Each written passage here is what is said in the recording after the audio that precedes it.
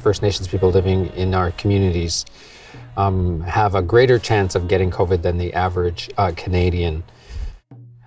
Jesuit, my name is Dr. Evan Adams. I'm from Tla'amin Nation and I live in my own community. I'm not in guest at anyone's territory. This is Tla'amin. Well, my job as the Deputy Chief Medical Officer at First Nations and Inuit Health Branch headquarters in Ottawa, part of Indigenous Services Canada, is to help with COVID and Indigenous peoples across the country. Hi, Nona. Hi. Welcome. And sometimes people mistrust the medical community because of racism or racist experiences that they've had in the past. We have lots of people, including chiefs and scientists and doctors who are Indigenous, who are watching over the process to make sure that everything is fine. Well, today is a big day. We're here to get our COVID vaccination shot. We actually talked to our own doctors about this because of our health issues, and we got assurance from our doctors that this would be a safe thing for us to do, to get the COVID vaccinating shot.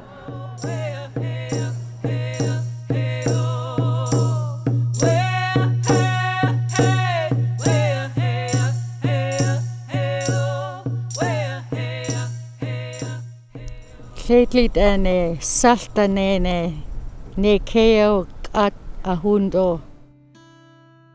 Partnership is probably the best way for us to be able to learn, to listen, to learn, and to incorporate different ways of thinking about this into the way that we then implement some of the things that we need to do in these circumstances. There are 55 First Nations communities in our northern region. We have to come together with our partner, the Northern Health Authority, in regards to how do we plan a vaccine rollout that takes into consideration of our First Nations people that choose to live in urban settings.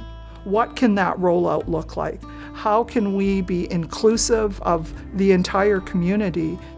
The very fact that those diverse groups of people came together, you know, the First Nations, the Métis, the urban Indigenous, as well as mainstream Northern Health, that to me is an act of reconciliation.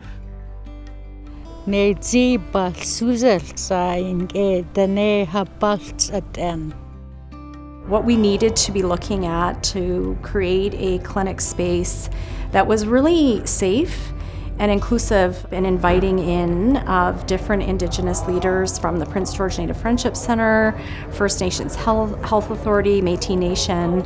I had a really rich opportunity to learn. We're currently standing on the traditional unceded territory of the Lheidli people.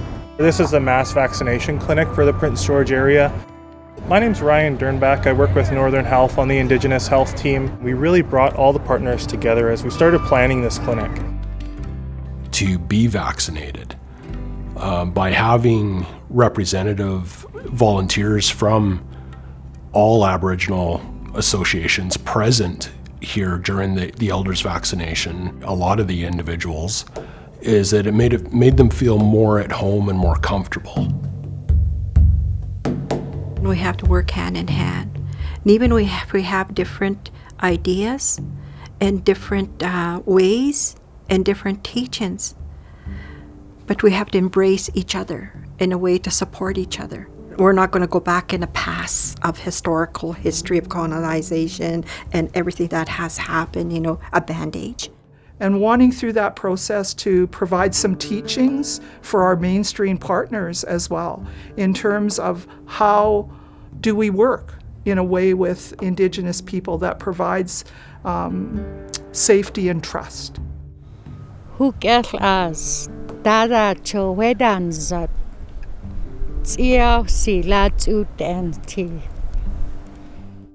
And it's important that we listen to others, to the people we serve, as well as our partners in the First Nations Health Authority, the Métis Nation, the Friendship Centers, the people who live in Indigenous communities, and understand their experience and their way of knowing.